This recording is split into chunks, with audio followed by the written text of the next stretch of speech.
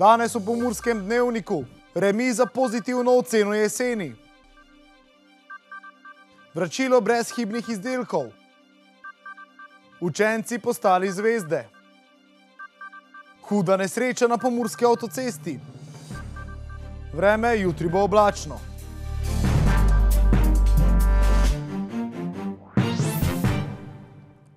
Spoštovane gledalke, cenjeni gledalci, lepo pozdravljeni. Nogometaši Mure so v zadnjem krogu jesenskega dela prvenstva doma remizirali s kranjskim Triglavom. Gledalci zadetkov niso videli, Ante Šimundža je z videnim v dosedanjem poteku prvenstva zadovoljen. Mura in Triglav sta se včeraj razšla z remijem brez zadetkov. V prvem polčasu so boljšo igro pokazali gostje, črno-beli so bili podjetnejši v drugem delu, a zadetka za zmago niso uspeli doseči. Z naše strani slab prvi polčas, odličen drugi polčas. Zadržali smo razdaljo, povečali pred nekaterimi zasledovalci razdaljo za točko. Jesenski del prvenstva je končan, Ante Šimundža je z videnim zadovoljen. Dokaj pozitiven oziroma dober. Pomembno je, da smo na poti, katero smo si zadali, da sledimo tem ciljem. Kako in kaj pride do tega, se držimo dogovorov. Enostavno z naše strani ogromno žrtvovanja, ogromno dela, preskok iz druge lige v prvo ligo v profesionalizem. Zelo dolga sezona, kar se tiče samega obdobja, tako da zelo pozitivno. Tudi v klubskih pisarnah pritrjujejo temu, da je za Muro pozitiven jesenski del. Točkovna bera mislim, da je tako, kot smo jo planirali. Mi smo vzeli nek okvirni načrt, 11 pik na vsak krog, zdaj jih imamo več kot 22. To je to, kar je cilj. Ekipa se je naučila marsikaj, postorili smo veliko delo, pripeljali smo ljudi na stadion, ligi smo dvignili gledanost in lahko smo zadovoljni.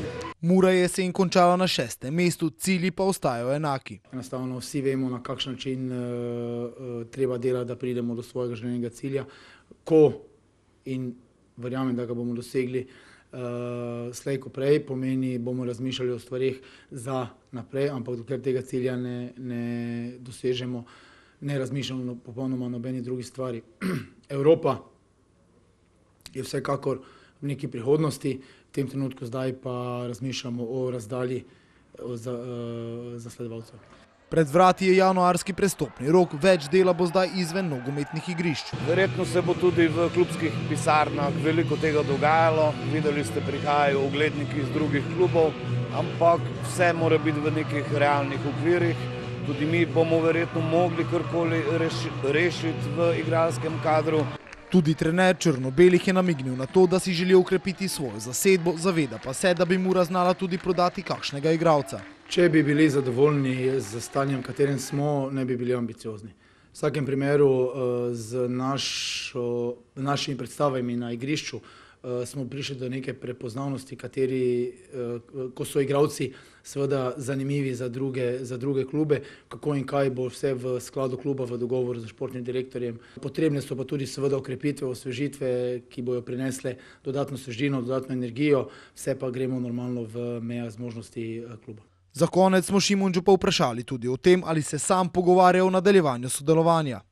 En pregovor pravim, najprej mora skočiti, da lahko rečeš hop. Naš cilj, ve se kakšen je, dokler ne bomo tega izpolnili, pomeni ni osnove sploh za pogovor. Nogometaši imajo do novega leta prosto, predvidoma pa bodo s pripravami na spomladanski del sezone pričeli 4. januarja.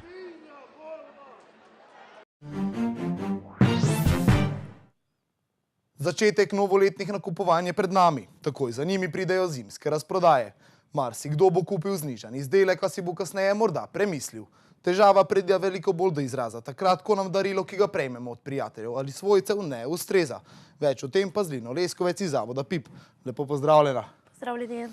Povejva za začetek, je možno, da vrnemo izdelek, ki smo ga kupili znižanega, pa smo si na to glede nakupa premislili? Torej, če izdelek nima napak, je načeloma to prepuščeno dobri volji prodajalca. Zakon sam ne predvideva varstva potrošnikov, če gre za brezhiben izdelek. Torej, lahko rečemo, da nas zakon ne varuje pred nekim nepremišljenim nakupom. Povejva torej, kako se to izvaja v poslovni praksi? Torej, večina prodajalcev svojim kupcem omogoča možnost vračila samega blaga, vkolikor gre za neuporabljen izdelek, ga lahko le-tega vrnejo v roku 8 dni. Torej, potrebno pa je vseeno izpostaviti, da če nam prodajalec obljubi vračilo, da je možnost vračila blaga, potem se tega mora držati, sicer pa ne.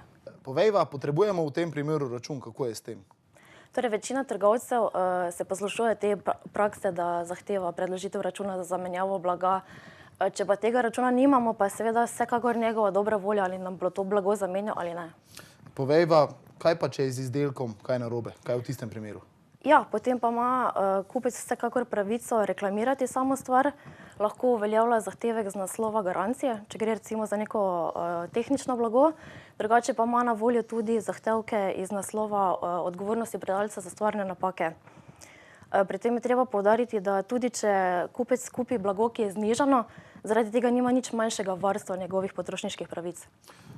Vemo, vsi smo že kdaj pa kdaj kupili nekaj na novoletnem sejmu, pa smo si doma premislili, kako je s tem, imamo možnost, da si premislimo brez posledic v tem primeru, če nekaj kupimo na sejmu. Ja, torej v tem primeru gre za sklenitev pogodbe izven poslovnih pogovorov prodajalca, pri čemer ima kupec možnost v 14 dneh prodajalca obvestiti o tem, da odstopa od pogodbe, pri tem pa mu ni potrebno povedati, zakaj se za to odločil. V tem primeru ga samo bremenijo stroški vračila blaga. Povejva za konec, mora biti potrošnik v tem primeru o vračilu še posebej obveščen. Ja, res je. Pri tem morata biti izpolnjena dva pogoja. Torej, da gre za nakup, ki presega vrednosti 20 evrov in da gre za nakup na lokaciji, na kateri prodajalec običajno ne opravlja svoje pridobitne oziroma kakršnekoli dejavnosti. Potem mora biti kupec obveščen pisno z vsemi informacijami. Torej, če prodajalec to navede samo na ceniku, to zaenkrat ni dovolj. Tako, Lina Leskovec, hvala za vsa ta pojasnila in obisk v našem studiu. Najlepša hvala vam za povabilo. V telovadnici osnovne šole 3 v Murski Soboti je potekala tradicionalna dobrodelna prireditev, ki jo vsako leto pripravijo učenci in učitelji osnovne šole 4. Z letošnjo prireditvijo je dogodek postal polnoleten. Pripravili so ga namreč že 18. zapored, prvič se je dogodek na pobudo staršev odvil leta 2001. Tokratna tema prireditve pa je bila Bodi zvezda. Današnja predstava je govorila pač o različnih talentih, ki jih imajo naši otroci, učenci, učenke in pa tudi učitelji. Tako da vsak je pokazal nek delček mozaika, ki na koncu pač skupaj ven pade kot ena celota. Priprave na letošnjo prireditev so potekale približno mesec dni. Zdaj v bistvu, kar se moje vloge tiče, pač nekje 3 tedne do 4 tedne je vse skupaj potekalo. Ves scenarij, vse zorganizirati. Kar se pa glede učenk in učencev tiče, pa je vsak v svojem razredu vadil nekje tudi isto časa, tako da smo vsak za sebe. In danes smo v bistvu skupaj imeli zjutraj do poldan generalko, da smo vsi skupaj nekako videli, kako to ven pade. Tudi letos so pripravili dobrodelni bazar. Obiskovalke in obiskovalci so lahko kupili izdelke, ki so jih izdelali učenci 4. osnovne šole. Vsako leto učenci, tudi starši doma naredijo neke izdelke, delamo jih tudi v šoli, ki jih potem damo na bazar, da lahko ljudje kupijo kakšne božične okraske, tudi pecivo v steklenicah. Tako da različni izdelki se najdejo in tudi srečelov je bogat. Prinesejo starši, vsi zaposleni učenci, prinesejo nekaj, da potem to s tem denarjem lahko operatiramo in namenimo v neke dobrodelne namene. Letos so se starši dogovorili, da zbrana sredstva porabijo za nakup nujno potrebnih pripomočkov. V nedeljskih jutranjih urah je na pomurski avtocesti od Lendave proti Pincam prišlo do prometne nesreče, v kateri je ena oseba izgubila življenje. Včeraj zjutraj ob 6:42 so bili v Upravi Republike Slovenije za zaščito in reševanje obveščeni o prometni nesreči, ki se je zgodila na pomurski avtocesti na odseku Lendava-Pince. Z ogledom kraja prometne nesreče je bilo ugotovljeno, da je kombinirano vozilo znamke Mercedes-Benz Sprinter ukrajinskih registrskih številk vozilo po pomurski avtocesti v smeri Madžarske. Približno 3 kilometre pred Petrolom Pince mu je počila pnevmatika, zaradi česar se je vozilo prevrnilo na bok, so zapisali pri policijski upravi Murska Sobota. Čez slabo minuto je za njim pripeljalo drugo kombinirano vozilo iste znamke ukrajinskih registrskih številk, katerega voznik je kljub izogibanju trčil v prevrnjeno vozilo in nato zapeljal z vozišča. Med prevračanjem je iz vozila padla potnica, 63-letna državljanka Ukrajine, ki je na kraju podlegla poškodbam.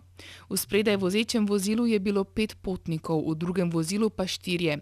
V nesreči so bile še 3 osebe hudo telesno poškodovane. Nobeden od poškodovanih ni v življenjski nevarnosti. Kraj prometne nesreče sta si ogledala preiskovalni sodnik v prisotnosti okrožnega državnega tožilca, so še zapisali na policijski upravi Murska Sobota. Pokojna udeleženka je letošnja 4. smrtna žrtev prometnih nesreč na pomurskih cestah.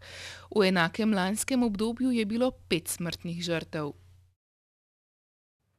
Na Sobota Info poročajo o tem, kaj bodo počeli stari župani, ki so bili letos neuspešni na lokalnih volitvah. Več o tem na sobotainfo.com, mi pa si poglejmo še kratke novice.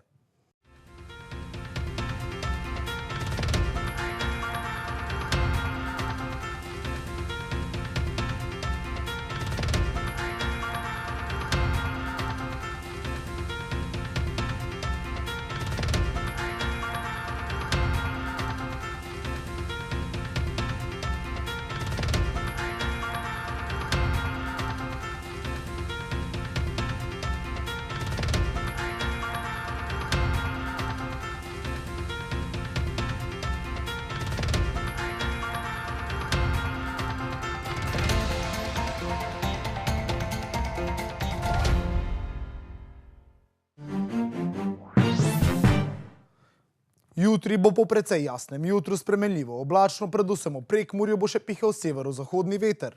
Več o vremenu pa v vremenski napovedi. Danes smo imeli delno oblačen dan s temperaturami okrog 8 stopinj Celzija. Opoldne ste v Krajinskem parku Goričko in Radencih namerili 7 stopinj, v Lendavi in Murski Soboti pa 8 stopinj Celzija. Jutri bo po precej jasnem jutru spremenljivo oblačno, predvsem v Prekmurju bo še pihal severozahodni veter. Jutranje temperature bodo v Pomurju stopinjo pod lediščem, popoldanske pa se bodo ogrele do 7 stopinj Celzija. V sredo bo delno jasno z občasno povečano oblačnostjo, ki jo bo več predvsem v osrednji in vzhodni Sloveniji. V četrtek bo oblačno, ponekod v notranjosti bo naletaval sneg. Sredine temperature se bodo gibale od -1 do 7, četrtkove pa od -3 do 2 stopinj Celzija. Toliko smo vam pripravili v današnjem Pomurskem dnevniku. Za več informacij obiščite našo spletno stran. Bodite v naši družbi in nasvidenje do prihodnjič.